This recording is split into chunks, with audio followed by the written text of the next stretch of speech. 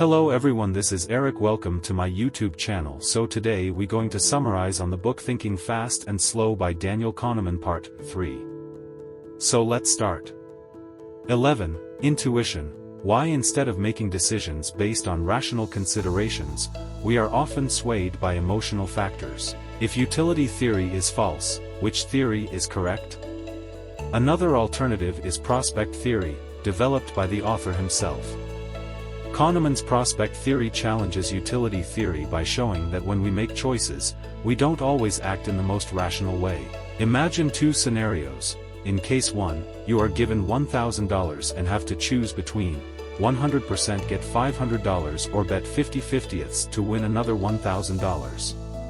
In case 2, you are given $2,000 and have to choose between 100% lose $500 or bet 50/50ths lose $1,000.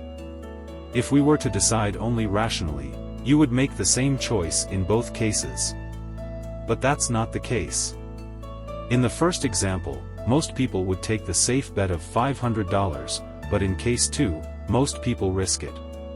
Prospect theory helps to explain why there is a difference. It highlights at least 2 reasons why we don't act rationally. Both refer to our fear of loss. In fact, we are more afraid of losing than of receiving a profit.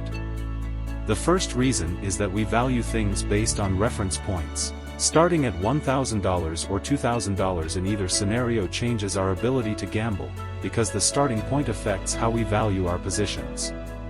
The reference point in case 1 is $1,000 and $2,000 in case 2, meaning if there is $1,500 left, it is a profit on TH1 but a loss in TH2. Even with obvious illogical reasoning, because you have $1,500 anyway, we understand value through the starting point as well as the objective value at that point. Second, we are influenced by the diminishing sensitivity principle. Our perceived value may differ from what it is. For example, losing money from $1,000 to $900 doesn't feel as bad as losing money from $200 to $100, regardless of the amount lost. Similarly, in our example, the value of the perceived loss when losing money from $1,500 to $1,000 will be greater than the loss from $2,000 to $1,500. 12.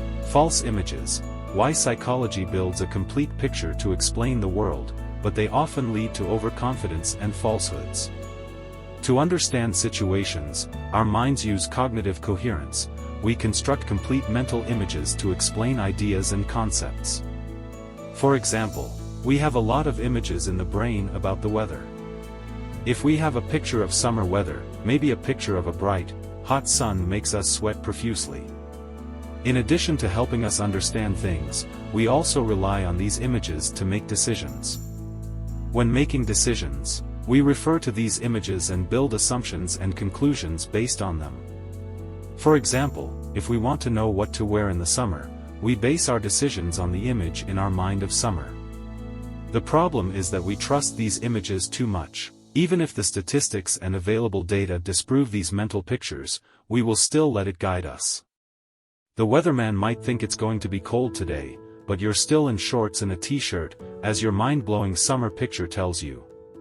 So you can huddle outdoors. We are overconfident in false mental images. But there are ways to overcome this problem and make better predictions. One way to avoid errors is to make use of reference class forecasting. Instead of making judgments based on general mental images, use historical data for more accurate predictions. For example, think about times when you've been out in the summer and it's cold. What did you wear then? In addition, you can create a long-term risk policy to plan for specific measures in case of both standard and false forecasts. Through preparation and defense, you can rely on evidence instead of mental images and make more accurate forecasts. In the case of our weather, this means bringing a sweater just to be sure. 13. Key message.